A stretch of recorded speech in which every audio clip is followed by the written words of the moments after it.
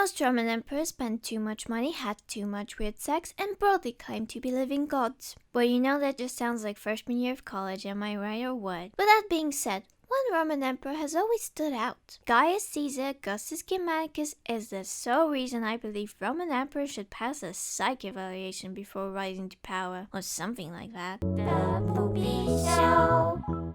Last week I made a video about how being a gladiator was overall a pretty sweet gig. Well, not during Caligula's rule, because, okay, he won.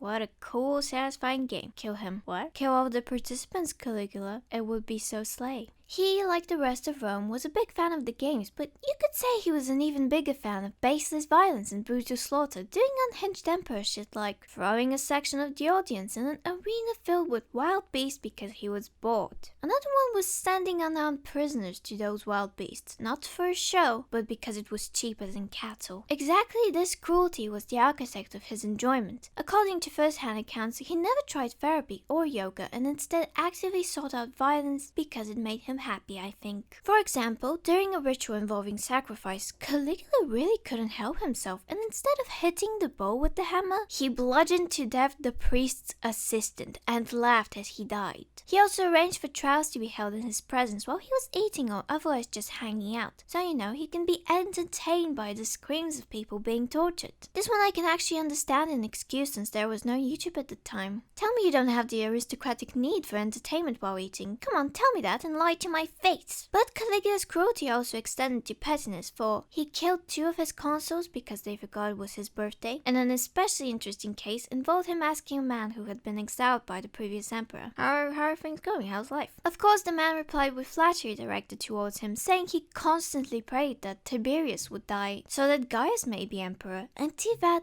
this obscene little cretin thought, wait a minute, what about all the people I exiled? That's all the people actively praying for my death. So he ordered all exiled men to immediately be slaughtered. On top of that, he was a very self-conscious man. He once stood next to a statue of Jupiter as a joke and asked the popular actor at the time, hey, so which one of us is cuter? But when the actor hesitated, he whipped him to death. And he wasn't exactly attractive, so in addition, whenever he would encounter a man with especially luscious hair, he ordered for him to be shaved on the spot, because Caligula himself was balding. But such a cruel and petty emperor would certainly gain military glory through his brutality, win a bunch of wars, and no.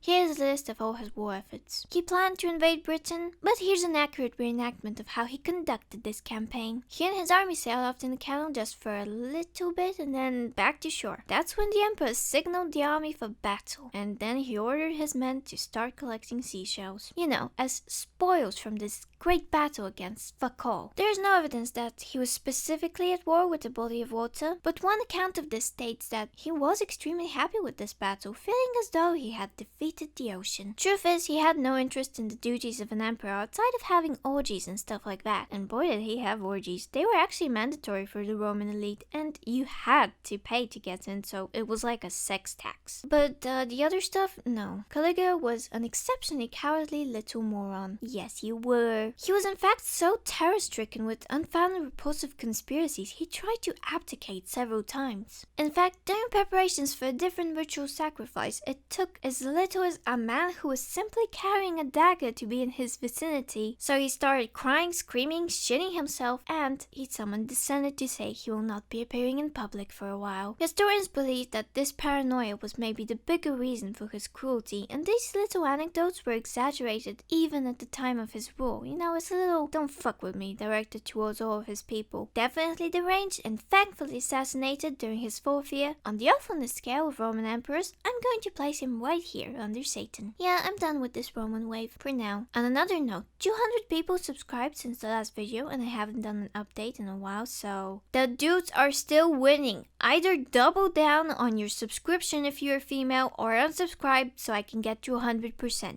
I'm looking at you, mom.